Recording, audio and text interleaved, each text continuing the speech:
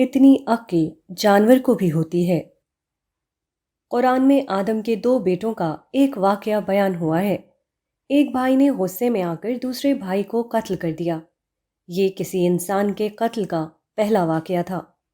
قاتل کی سمجھ میں نہ آیا کہ اپنے بھائی کی لاش کو کیا کرے۔ اس وقت اللہ نے ایک کوا بھیجا۔ اس نے مرے ہوئے کوے کو اس کے سامنے دفن کیا۔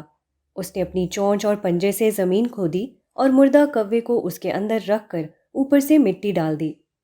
یہ دیکھ کر قاتل بولا، افسوس ہے مجھ پر، میں اس کوے جیسا بھی نہ ہو سکا کہ اپنے بھائی کی لاش کو زمین میں چھپانے کی تدبیر کرتا۔ سورہ مائدہ۔ یہ نسل انسانی کے ابتدائی زمانے کا واقعہ ہے۔ اس وقت سے اب تک برابر خدا یہ کر رہا ہے کہ وہ حیوانات میں سے کسی حیوان کو بھیج کر ہم کو ہماری زندگی کے بارے میں سبق دیتا ہے، مگر انسان مشکل ہی سے ایسا کرتا ہے کہ وہ اس قسم کے واقعات سے اپنے لیے سبق لے۔ یہاں ایک پرندے کا واقعہ نقل کیا جاتا ہے جس میں ہمارے آج کے لیے بہت بڑا سبق ہے۔ ابابیل نے چھت کی لکڑی میں گھونسلہ بنایا۔ گھونسلہ مٹی کا تھا۔ نر اور مادہ دونوں تھوڑی تھوڑی گیلی مٹی اپنی چونچ میں لاتے اور اس سے گھونسلے کی تعمیر کرتے۔ لگاتار محنت کے بعد چند دن میں گھونسلہ تیار ہو گیا۔ اب ابابیل نے اس کے اندر انڈے دے دیے۔ ایک روز ابابیل کا جوڑا گھونسلے پر بیٹھا ہوا تھا۔ 4 انڈے اور 2 ابابیلوں کا بوجھ گھونسلے کے لیے ناقابل برداشت ثابت ہوا اور وہ لکڑی سے چھوٹ کر نیچے گر پڑا۔ انڈے ٹوٹ کر برباد ہو گئے۔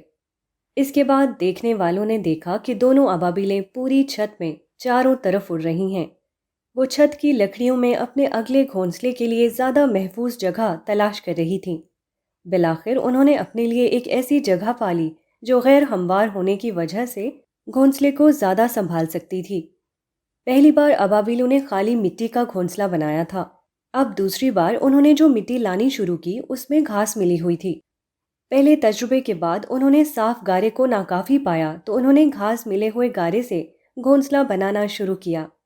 گویا پہلے اگر خالی مٹی تھی تو اب آہن بستہ یعنی ری انفورسڈ مٹی گھونسلے کے لیے منتخب کی گئی۔ نتیجہ ظاہر ہے، دوسرا گھونسلہ زیادہ مضبوط اور جمع ہوا تھا۔ وہ اپنی جگہ پر قائم ہو گیا اور اس میں جو انڈے دیے گئے وہ محفوظ رہے، یہاں تک کہ ان میں بچے نکل آئے۔